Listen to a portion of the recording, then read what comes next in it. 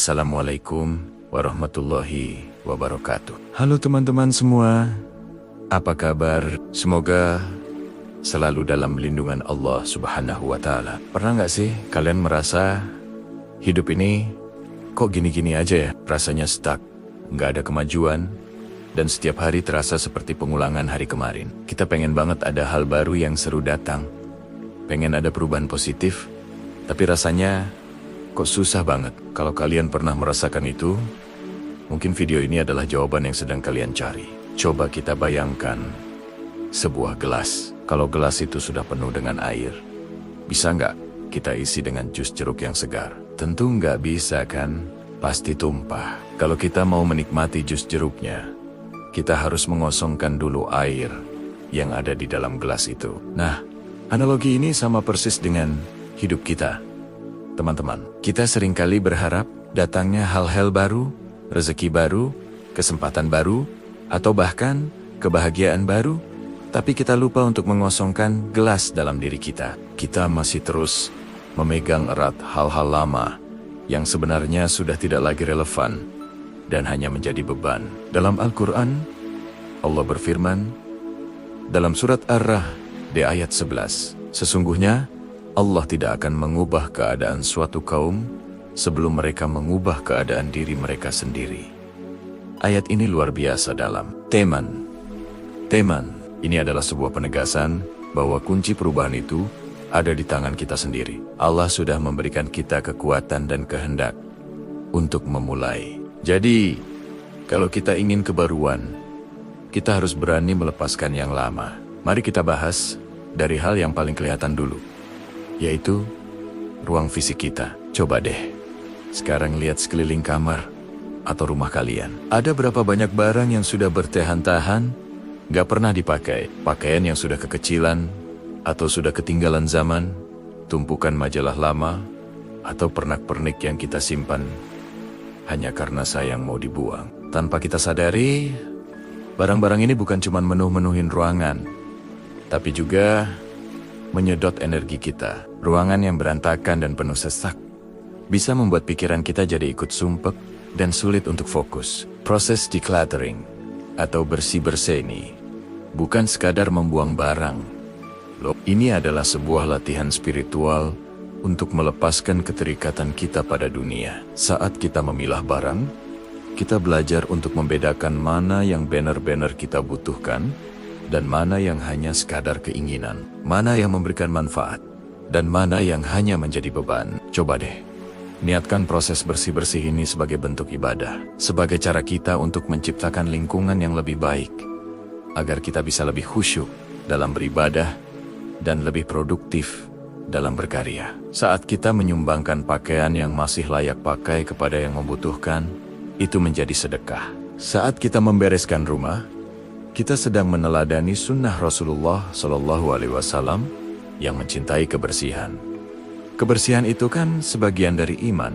Ketika rumah kita bersih dan lapang, hati kita pun insya Allah akan ikut merasa lapang dan damai. Nah, setelah ruang fisik kita beres, sekarang kita pindah ke bagian yang lebih dalam, yaitu ruang mental dan emosional kita. Ini seringkali jauh lebih sulit daripada sekadar membuang barang. Sampah di dalam pikiran kita, itu wujudnya bisa macam-macam. Bisa jadi itu adalah penyesalan atas kesalahan di masa lalu. Kita terus-menerus menyalahkan diri sendiri. Coba dulu aku nggak begitu. Andai saja aku lebih pintar. Padahal teman-teman, masa lalu itu sudah selesai. Tugas kita adalah belajar darinya, bukan hidup di dalamnya. Setiap manusia pasti pernah berbuat salah. Yang terpenting adalah kita bertaubat dengan sungguh-sungguh kepada Allah, memohon ampunannya, dan bertekad untuk tidak mengulanginya lagi. Allah itu Maha Pengampun, Maha Penerima Taubat. Kalau Allah saja mau mengampuni kita, kenapa kita justru terus menghukum diri sendiri? Lepaskan penyesalan itu. Ikhlaskan. Ganti dengan rasa syukur, karena kita masih diberi kesempatan untuk memperbaiki diri. Selain penyesalan, sampah mental lainnya adalah dendam dan kekecewaan terhadap orang lain. Wah, Ini bebannya berat sekali. Menyimpan dendam itu ibarat kita minum racun, tapi berharap orang lain yang mati. Yang tersiksa siapa? Diri kita sendiri. Hati jadi gelisah, pikiran jadi negatif, dan energi kita terkuras habis untuk memikirkan keburukan orang lain. Padahal, memaafkan itu bukan untuk mereka, tapi untuk diri kita sendiri, untuk kedamaian hati kita. Memaafkan adalah proses melepaskan beban emosional yang mengikat kita. Coba kita ingat kisah Rasulullah Shallallahu Alaihi Wasallam saat beliau Fatu Makkah, menaklukkan kota Mekah. Beliau memaafkan semua orang Quraisy yang dulu telah menyakiti, menggusir, bahkan mencoba membunuh beliau. Subhanallah, kalau Rasulullah yang mulia saja bisa memaafkan sedemikian rupa, siapa kita yang masih enggan untuk melapangkan dada dan memaafkan kesalahan saudara kita? Dengan memaafkan, kita membersihkan hati kita dan membuka ruang untuk diisi dengan kasih sayang dan rahmat Allah. Kemudian, ada juga kekhawatiran yang berlebihan tentang masa depan. Kita cemas soal rezeki, jodoh, karier, dan banyak hal lainnya. Pikiran kita terus berkelana ke nanti gimana ya? Kalau gagal gimana? Rasa cemas ini menguras energi kita di masa sekarang dan menghalangi kita untuk menikmati nikmat yang sudah ada di depan mata. Ingatlah teman-teman, masa depan itu sepenuhnya ada dalam genggaman Allah. Tugas kita adalah berikhtiar semaksimal mungkin hari ini, melakukan yang terbaik yang kita bisa, lalu serahkan hasilnya kepada Allah. Itulah esensi dari tawakal. Berdoa, berusaha, lalu berserah diri. Dengan melepaskan kekhawatiran yang berlebihan, kita menciptakan ruang kosong dalam pikiran kita untuk diisi dengan keyakinan, optimisme, dan prasangka baik kepada Allah. Aku sesuai prasangka hambaku kepadaku, begitu firman Allah dalam sebuah hadis qudsi. Jadi, mari kita penuhi pikiran kita dengan prasangka yang baik-baik. Jadi, teman-teman, menciptakan kekosongan itu adalah sebuah langkah aktif. Baik itu dengan membersihkan lemari kita dari pakaian yang tidak terpakai, atau membersihkan hati kita dari dendam dan penyesalan. Setiap kali kita melepaskan sesuatu yang lama, kita sebenarnya sedang berkata kepada alam semesta dan kepada Allah, "Ya Allah, aku siap. Aku siap menerima kebaikan baru darimu. Aku siap menerima pelajaran baru. Aku siap menerima kesempatan baru." Ruang kosong yang kita ciptakan itu akan menjadi magnet bagi energi positif dan berkah yang baru.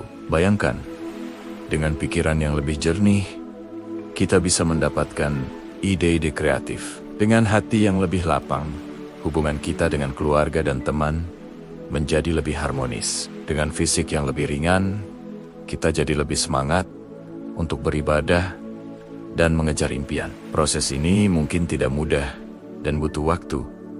Tidak apa-apa, lakukan secara bertahap. Mulai dari satu laci kecil hari ini, atau dari memaafkan satu kesalahan kecil orang lain. Yang penting adalah niat dan konsistensi. Setiap langkah kecil yang kita ambil untuk melepaskan yang lama adalah sebuah kemenangan besar dalam perjalanan pengembangan diri kita. Ini adalah bentuk cinta kita pada diri sendiri dan bentuk ketaatan kita kepada Allah.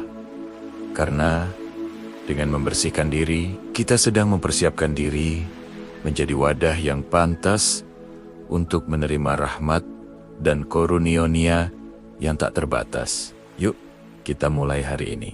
Ciptakan kekosongan itu dan saksikan keajaiban apa yang akan Allah kirimkan untuk mengisi ruang tersebut. Percayalah, sesuatu yang jauh lebih indah sedang menanti kita. Terima kasih banyak sudah menonton video ini sampai selesai.